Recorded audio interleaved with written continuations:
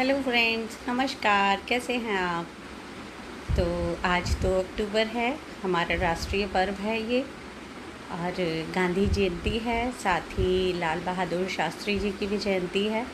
तो इन दोनों महापुरुषों को, जो सादगी की मिसाल थे हमारे देश में, इन दोनों को प्रणाम करते हुए मैं अपने देश के लिए सत्य, अहिंसा और सादगी की स्थापना की विश करती हूँ परमात्मा से, ईश्वर से।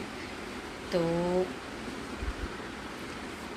गांधी जी, जैसा कि हम सभी जानते हैं, सत्य अहिंसा पर जोर देते थे और उनका ये भी कहना था कि अहिंसा का पालन वो ही कर सकता है जो बहुत बहादुर हो। कायरों के लिए अहिंसा नहीं है। जैसा कि लोग कहते हैं कि जिसमें जो शक्तिहीन है वो ही अहिंसा की बात करता है, तो नहीं, ये शक्तिवान, जो सर्वशक्तिशाली हो, वही अहिंसा का पालन कर सकता है। और कहा भी जाता है ना कि क्षमा शोभती उस भुजंग को जिसके पास गरल हो, उसको क्या जो दंतहीन विषहीन विनीत सरल हो। तो अगर जिसमें जहर ही नहीं है, ऐसा सांप अगर ना डसे तो उसके तो क्या ही मोल है। तो क्षमा तो उस सांप को शोभा देती है ना जिसके पास विष भी है ना, जो जान ले सकता है। तो उसी तरह से जो अहिंसा है वो कायरों का शस्त्र हो ही नहीं सकता है। और गांधी जी, आप शायद जानते ही होंगे कि पहले वो वकालत करने के बाद जो कुछ गुजराती लोग थे, बड़े बड़े सेठ, वो उन्हें दक्षिण अफ्रीका ले गए थे अपना केस लड़ने के लिए। और वहाँ जब उन्होंने अत्याचार देखा तो उन्होंने वहाँ आश्रम की स्थापना की। फिर वहाँ उन्होंने अंग्रेज़ों का शांति से असहयोग करते हुए मतलब विरोध किया और वहाँ वो जीते। फिर वो जब भारत आए तो यहाँ उन्होंने चंपारण में, खेड़ा में सत्याग्रह करके ही अंग्रेज़ों से गरीब लोगों की मांगों को मनवाया और फिर पूरे देश की यात्राएं करी, बार बार जेल भी गए। और मतलब बहुत उन्होंने लोगों को सत्य और अहिंसा पे अडिग रहने का संदेश दिया, और जिसका बहुत ही प्रभाव भी पड़ा, न सिर्फ हमारे देश में, विदेशों में भी। और सुभाष चंद्र बोस ने ही उन्हें जो है फादर ऑफ द नेशन की उपाधि भी दी थी।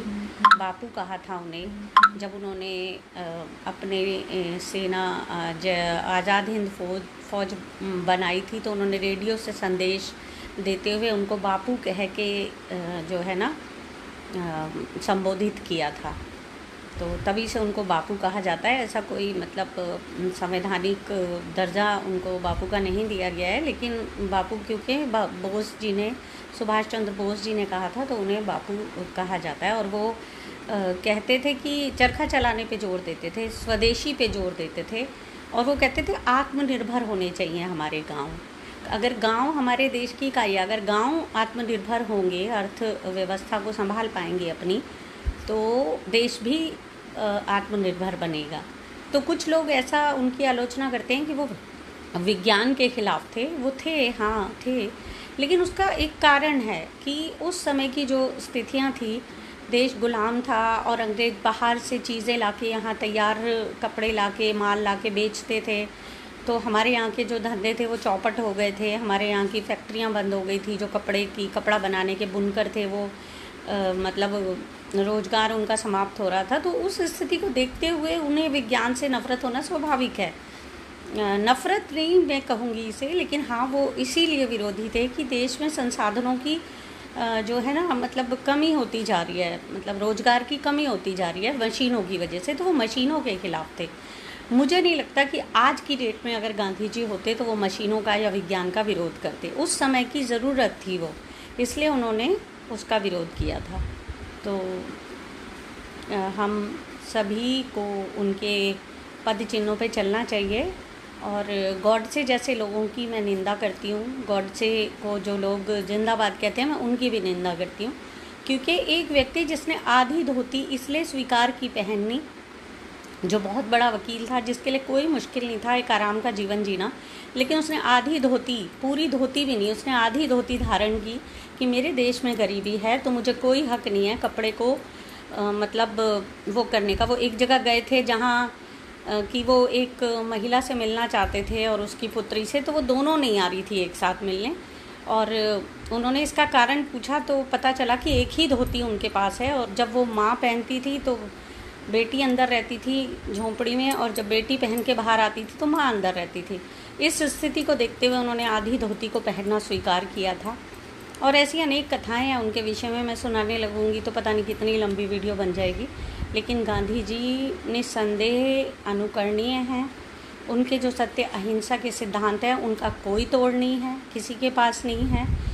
पूरे देश, सभी देशों में उनकी, कोई देश शायद ऐसा नहीं होगा जहां गांधी जी की मूर्ति न लगी हुई हो।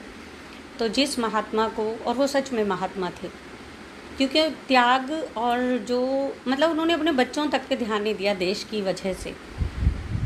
तो जिस व्यक्ति ने अपना पूरा जीवन समर्पित कर दिया देश को, और उसकी आलोचना पता नहीं क्या क्या कह के की जाती है, ये बहुत ही दुखद है।